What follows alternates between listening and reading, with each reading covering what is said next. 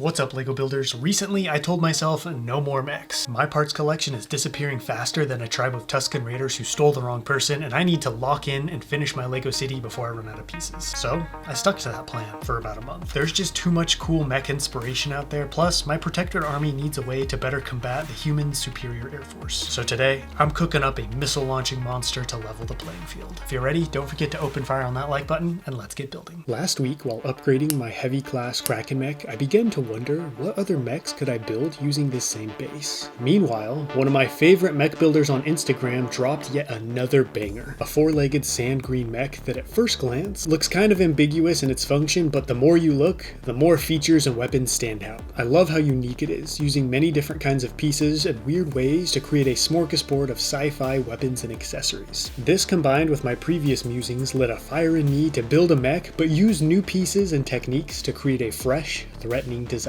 Unfortunately, that's about as far as my inspiration carried me. I knew I wanted it to be some kind of anti-aircraft mech since that's a big weakness for my protectorate army. But that aside, I had no idea what the upper portion would look like or how it would go about shooting things out of the sky. Luckily, since I'm reusing the body and legs of my Kraken, I have a place to start working while I keep pondering. I love getting to cheat off an existing design of mine because sometimes the hardest part of building something is just getting myself to sit down and work on it. So this is a good way to ease into the process without getting overwhelmed. If you have any name suggestions for a large anti-aircraft mech, drop them below in the comments.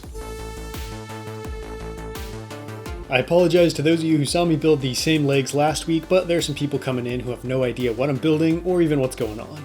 This mech is part of an army that's currently fighting for control of my LEGO city, Moenia Prime. They're battling the forces of humanity named the HADF, and if you want to learn more, check out the video pinned at the top of the screen. I'm really happy I decided to go with the six-legged configuration because I feel like it holds up the body much better, and like many of you pointed out last week, makes the mech feel more alien. I got a lot of great feedback and comments about the Kraken last week, and I enjoyed reading your various suggestions for different mechs I could use based on this body. It seems a lot of you want some kind of large transport mech for infantry, which I think could be really cool as well. After playing around with some pieces for a while, I came up with a head design that I'm pretty excited about. It's rather different from most of my other mech designs, which have that exposed cockpit in the front of the head with the pilot. This one I wanted to shape more like an anti-aircraft tank turret, large and oval with lots of room inside for a good cockpit. The weapons will be two arms attached on either side, wielding either missiles, guns, or, if I'm feeling really devious, both. Constructing mocks for videos has really improved my building skills, not just because of the practice and focus on putting out a good mock in order for the video to do well, but because it's changed the way I build to be more modular. Instead of making something in one big messy chunk of interconnected pieces, I build things in smaller sections, starting with small chunks then assembling them in order to have an easier, more interesting build process for camera. This has made the interior of many of my builds more structurally sound and symmetrical, thus producing a better finished result. I know this is already how a lot of people build, but this was new to my very messy style of building that I developed as a kid. In the spirit of using new pieces and techniques, I decided to build the head around this red Technic ball joint with through axle hole. I think these make great optics or camera pieces, so this will act as the main eye for this mech. It's secured in place by some 2x2 plates with a hole on one end, and I stuck various slopes around the sides and top to create a little face. This will make up the front of the body, and once that was figured out, I just started attaching various slopes and plates until I got something I was happy with. The inside will act as the front of the cockpit, so it'll have a couple screens and other cockpit related details. In order to help bulk up the front, I built a couple thick armored panels that'll protect the front and sides from enemy fire. These will also round out the head, further shaping it. That little protruding cockpit section is what attaches this front section to the main part of the head, and once that's on, I can add the rear armor plating and place the roof in true modular fashion. One panel slides on and off so I can remove the pilot easily, and speaking of them, these little guys are part of an alien race called the Quadrinids. They're the pilots for most of my mechs and fit inside these small hover pods that fly up and lock into the mech's port to operate them. It was really tough deciding how to arm this beast. There are so many cool guns or missile launching devices I could build, and I want to include all kinds of sensors and optics for advanced targeting systems, since I want this to be just as scary from a technological standpoint as it is from a weapons one. After much thought, I decided a mech of this size warrants missiles over guns, since the larger the gun, the slower it'll move, making it less effective against aircraft, and AA guns don't have the same range and lethality that missiles do. And I want this to be able to target helicopters and jets alike, so it's time to build some missile pods. I have these molded mudguards that when placed together create a cool round frame perfect for the opening of a missile launcher. However, They have no good way of connecting together, which I'll solve in a bit, but first I need to build the tube structure. I tried to match the angle of the mudguard sides with some slope tile and a couple of 2x2 slopes in the middle, throwing in some sand blue highlights for that protectorate vibe. This creates an awesome half tube design that'll mirror with another nearly identical section that'll go on top. This is looking better than I'd hoped, and the mudguards cap off the tube perfectly, but I still need a way for them to connect.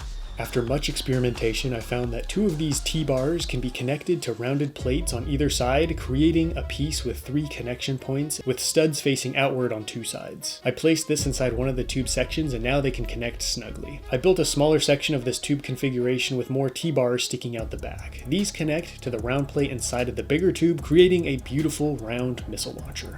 I want this to be able to shoot multiple missiles, so there'll be 6 smaller tubes inside that are held together with a black 2x3 plate. This slides into the front and back of the launcher, held in place with only friction, which I'm sure is really going to piss off some of those purist LEGO builders.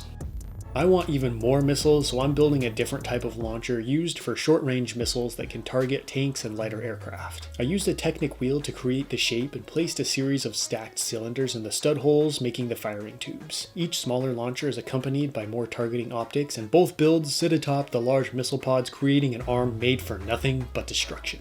I can't forget the secondary weapons needed for targeting infantry and door-to-door salesmen, and here's a good place to work in a machine gun. At this smaller size, the gun can move around and target aircraft much quicker, and many anti-aircraft guns have 4 barrels, so I decided to up the ante and do 6. The top had a good spot for a sand blue highlight and even more sensors and antenna. That's everything this mech needs, so now it's time to finish assembling it all and see what nightmare I've created for the humans. But before we get to the big reveal, I need to build some escorts for my new mech. It's got a wealth of weapons, but it's large and not super fast, so it's vulnerable to ambushes and other close quarter attacks. I do have plenty of sentinel robots and some medium class mechs that could do the job, but I want to build a drone. Not the little gnat-like things we see buzzing around the park or on a battlefield, but big, beefy, hovering gun platforms like the drones in the movie Oblivion. I love how versatile and threatening those drones are. Big enough to handle themselves in a firefight and act almost like a hovering light tank. I much prefer this larger, more armored drone to the smaller ones, and while mine's going to look very different from the round Oblivion ones, I'm going to keep that same vibe. These will be big enough to not only escort larger mechs, but also provide light armor support for infantry on the front lines until bigger mechs can arrive. Having never built a drone of this size before, I was surprised at how easy it was and how clear of a vision I had for what I wanted it to look like. It's also got some brand new tech that's really going to have the HADF confused and terrified.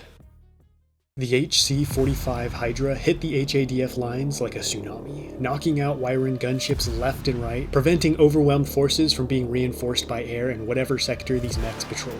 One Hydra even knocked out a jet trying to perform a tactical strike, causing HADF command to realize these mechs have an advanced targeting system that can find aircraft flying well above the city. This put their plan to bomb Lantern Industries in jeopardy, not knowing if these mechs were able to combat the threat of their Reaper stealth bomber. The Hydra is armed with 2 long-range surface-to-air missile launchers capable of locking onto aircraft miles away and have built-in scrambling protection. 2 smaller short-range missile launchers are used for targeting smaller aircraft and tanks. The HADF have questioned why the launchers appear to have random bright green markings, something that has only been noted recently on a couple other Protectorate machines. A 6-barreled gun turret sits atop the head, as well as a quad-barreled grenade launcher for light fire support. These mechs are guarded by a swarm of Sentinels and Barracuda drones. These have been a real thorn in the HADF side, bearing a new technology in the form of frills on their back that emit some kind of pulsating force field, disrupting incoming bullets and grenades, causing them to lose momentum and fall to the ground. These shields can be overwhelmed with enough firepower, but it's made them tough to bring down without superior numbers. Their twin double-barreled cannons and targeting optics can quickly find and destroy any unlucky soldiers who don't dive for cover quick enough. Thankfully, these strange shields don't seem to be powerful enough to protect bigger mechs, but who knows how long that will last. These new machines mark a shift in Protectorate tactics, a focus on fewer, larger, more dangerous mechs supported by smaller drones and infantry, geared towards fighting the HADF Air Force. Could this mean they're out of resources and are cannibalizing their own military, or gearing up for a whole new kind of warfare? Considering I had little to no idea what this mech was going to look like when the building began, I'm really happy with it, and I think it's one of my better mechs. Even though it shares the same base as the Kraken, I do think it's got a unique design, representing the evolution of Protectorate forces as tactics have changed and this war has continued to drag on. That's a wrap for this video. Don't forget to let me know what you think of my new mech and drones in the comments, and until next time, happy building.